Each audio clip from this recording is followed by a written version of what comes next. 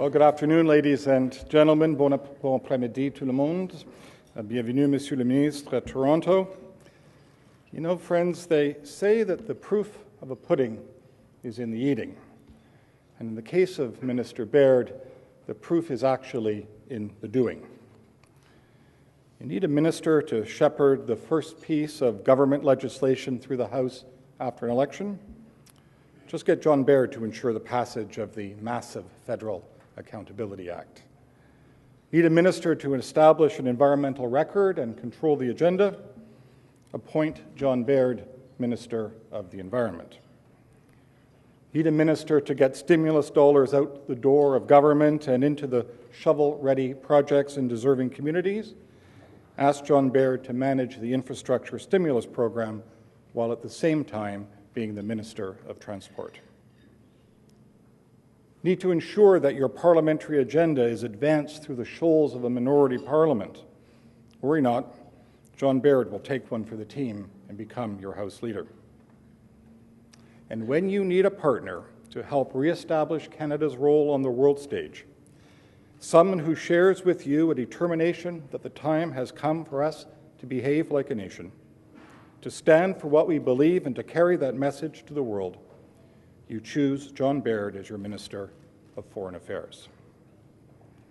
Ce n'est pas en tant que John Baird est l'un des confidents plus fidèles de le Premier ministre Harper. Not one to shy from controversy, John has earned some praise from somewhat unlikely corners. NDP MP Megan Leslie and Liberal MP Justin Trudeau have both singled the minister out for his willingness to work with opposition members. Dan Ross, a Liberal and member of the National Wild Turkey Federation, says, "I always vote Liberal, but Baird is a hard worker. He got me to go the other way." And the Globe and Mail opined, Baird has it right. De l'avenir seulement une chose est certaine. Nous ne savons pas ce qui se trouvera sur le chemin. Of the future, one thing is certain. We don't know what lies on the road ahead.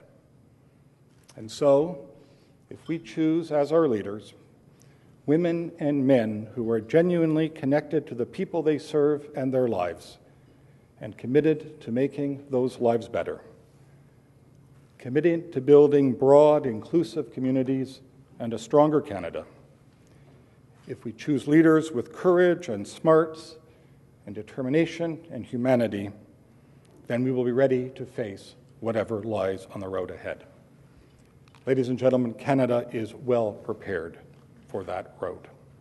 Monsieur le Ministre, vous avez la parole. Ladies and gentlemen, Minister, the Canadian Club podium is yours.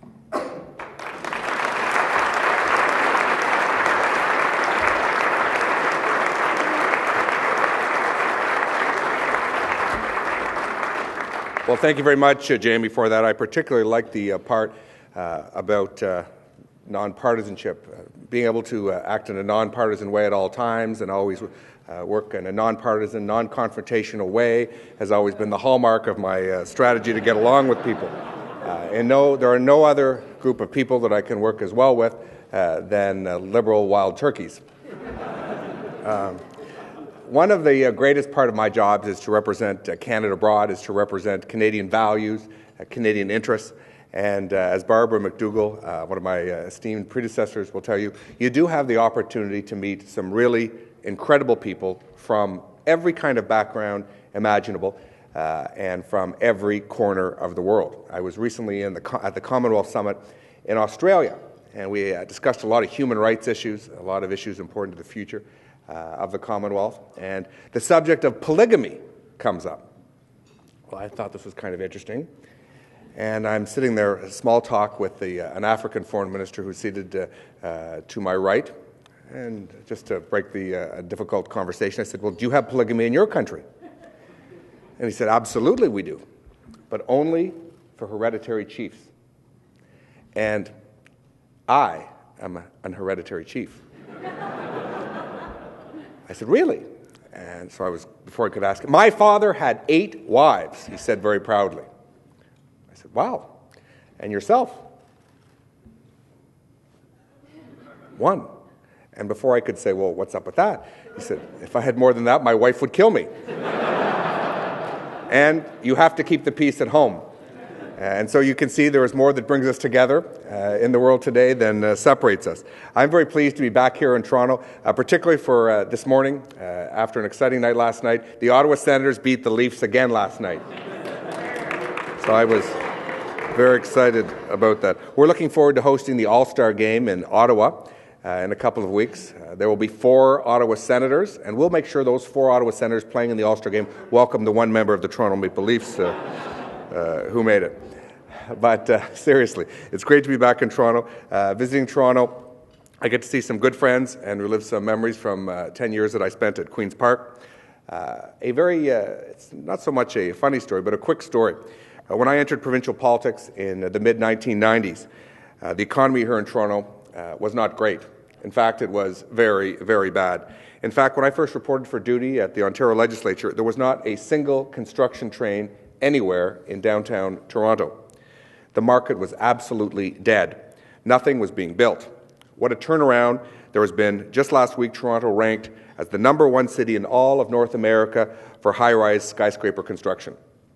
These cranes we see today will soon give rise to many more glittering towers of steel and glass, making Toronto's already impressive skyline even more dynamic and even more compelling than it is today. It's great to see, because this type of construction activity is the foundation for more than just a hot real estate market. It's about jobs, it's about hope, and it's about opportunity. From one bit of history to another, one much further back. This year, 2012, marks the 200th anniversary of the War of 1812. This is one of the few wars that's been ever fought on Canadian soil. It pitted the United States against what is now Canada. It included what you might call the original Occupy Toronto movement, way back in April of 1813. American soldiers stormed what was then York and stayed until our troops pushed them back a couple of weeks later. The deadly strife of that bloody 2-year conflict is all the more unimaginable given the current and very warm state of Canada's bilateral relations with the United States. Nowhere in the world today, or in our history for that matter, is there a more successful partnership between 2 friendly neighbours. A thickened border costs the Canadian economy about $16 billion a year. Now, in an economy that's almost $1.4 trillion, that's a heavy price to pay for bureaucracy, for red tape, and for over-regulation. Last month's agreement will reduce that cost and poses an incredible opportunity for Toronto, for Ontario, and for Canada as a whole. It will help make our economy more competitive. And on the security side, the key that locks the door against terrorists also opens a wider gate to cross-border trade and travel. Everyday Canadians and everyday Americans will benefit. Heading to the U.S. out of Pearson, we're talking about a beefed-up Nexus program, providing additional benefits, including expedited security screening. We'll also be looking at eliminating duplicate baggage screening so that your bags won't have to be rescreened at a U.S. transit point before being loaded onto your onward flight. This will reduce connecting times and costs. Regular business travelers, like many of you here in this room today, have told me that they love this proposal. Taking a road trip to the United States. We have a new border wait time tracker to help you decide where to cross and when. We're also implementing a new entry-exit system. For everyday folks, for legitimate travelers, these measures provide no worries. You won't likely see any changes from what you experience today. But this system will help us keep track of people who overstay visas and catch people trying to evade eviction rules. This will be a no-fuss way to make our country more secure and our generous immigration system even more efficient. And most people won't notice any disruption at all. Industry benefits too. Take the auto industry. Some car parts cross the border some 6, 7, or even 8 times before a finished product rolls off a dealership lot.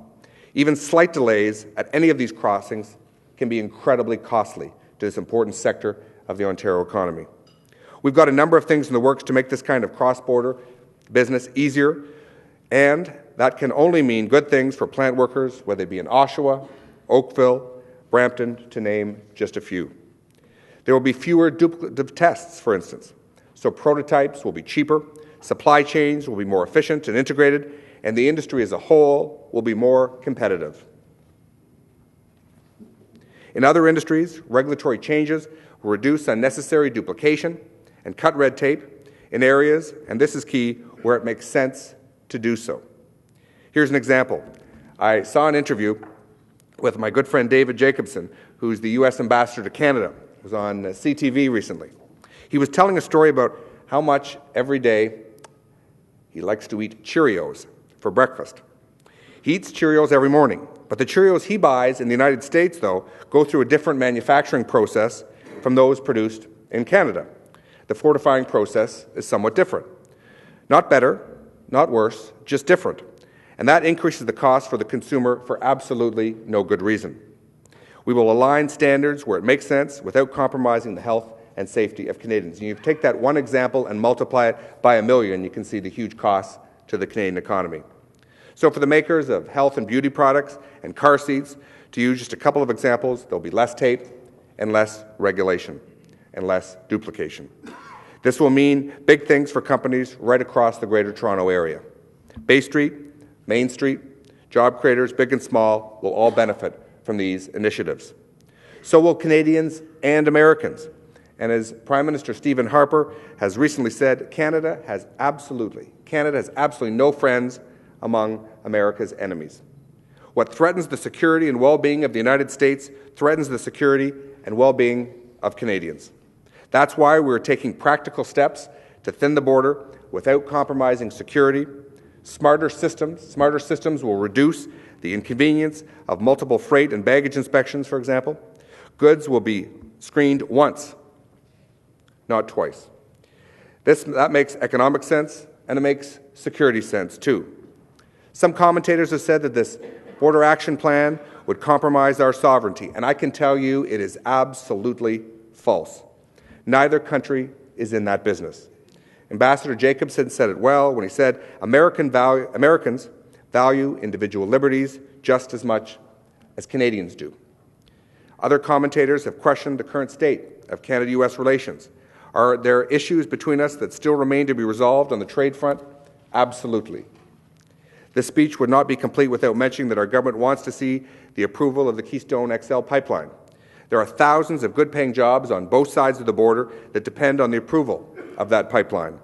And a process which normally takes 12 to 15 months has now carried on for almost 3 years. It's time for this project to move forward for the good of both of our two nations. But friends,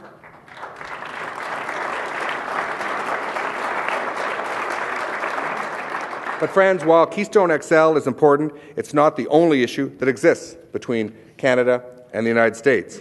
To those who doubt our sincerity or ability to get things done, I say the beyond-the-border agreements are proof that our government is working very constructively with the administration of President Barack Obama on advancing our common goals and our respective interests with a focus that is absolutely clear.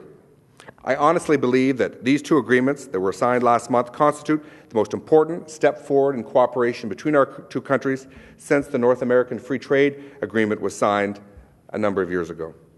Ensemble, ces accords représentent le plus important pas en avant dans la coopération entre le Canada et les États-Unis depuis l'accord de libre-échange nord-américain. Together, they form a practical roadmap aimed at getting real results with concrete timelines to improve border efficiency and security. It's all about jobs, competitiveness, economic growth.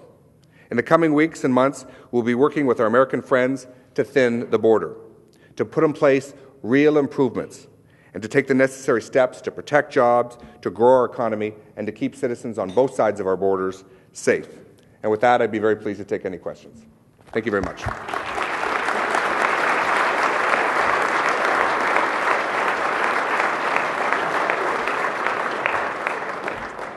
So who would like to ask the first question? We've got microphones, so you're just going to give us a moment to get the mic to your table so everybody can hear. But who would like to have the first question? I wish this happened during question period. Thank you very much. All right, you're not so fast. Just before, well, someone's thinking of a question. Let me ask you one off the top, which is, after becoming the Minister of Foreign Affairs, what was the biggest surprise that confronted you in your new portfolio? I'll say this, and I'll look to Barbara McDougall, and she'll know exactly what I'm going to say.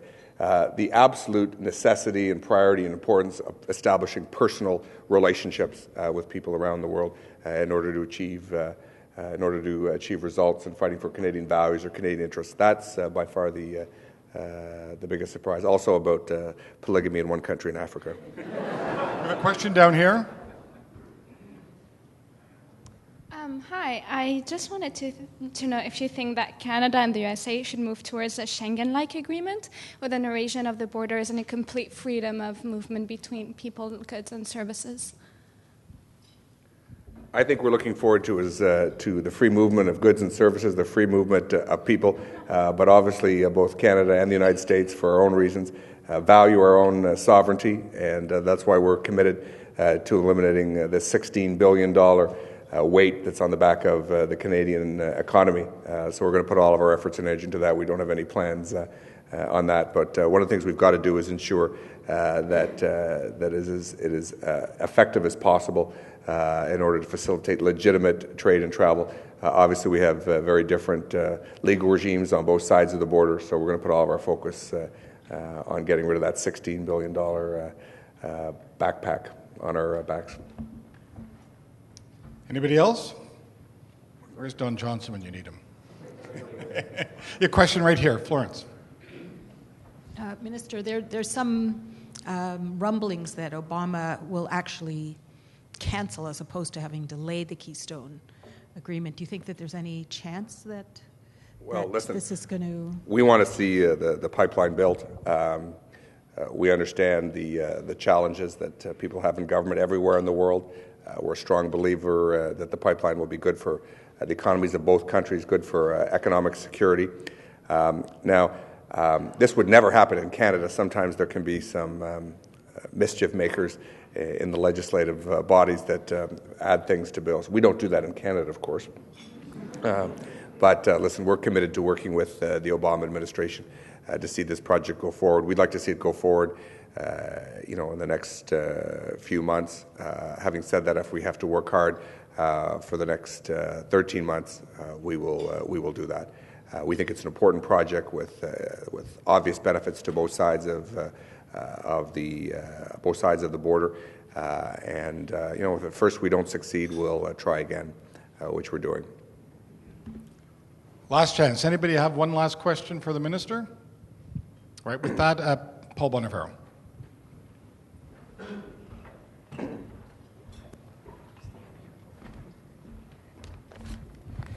Thank you, Minister, for taking the time to be with us here today.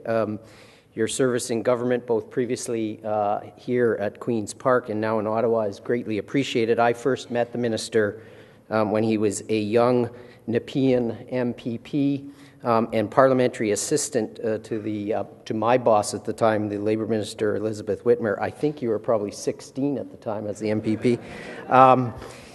Good to know, though, that you continue to use our slogan of jobs, hope, and opportunity, which I think was created back in 1995, so you're committed.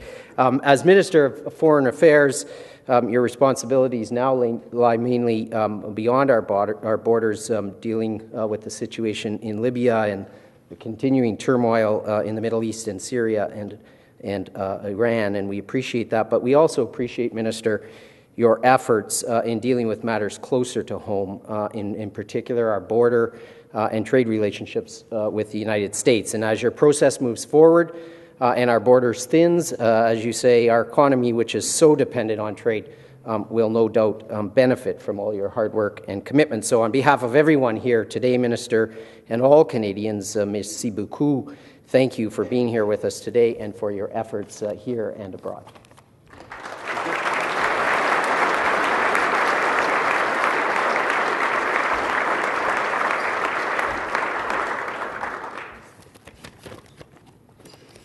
Just about to give that speech all over again.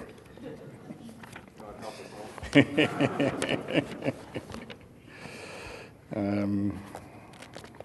we go.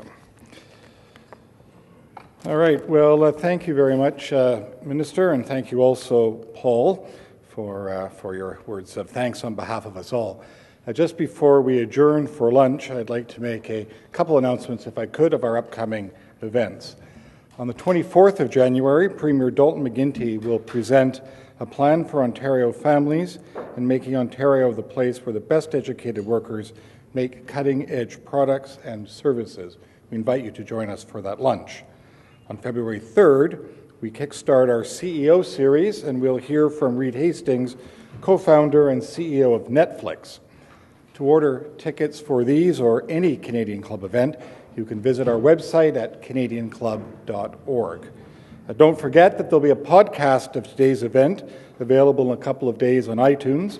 Simply visit the event listing part of our website to download it. And when you're online, I would encourage you to check out our Twitter feed. You can follow us at CDNCLUBTO for all of our latest updates.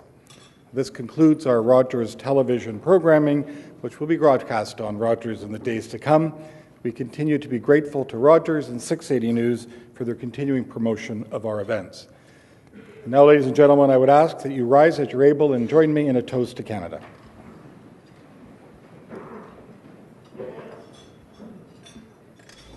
Ladies and gentlemen, to Canada.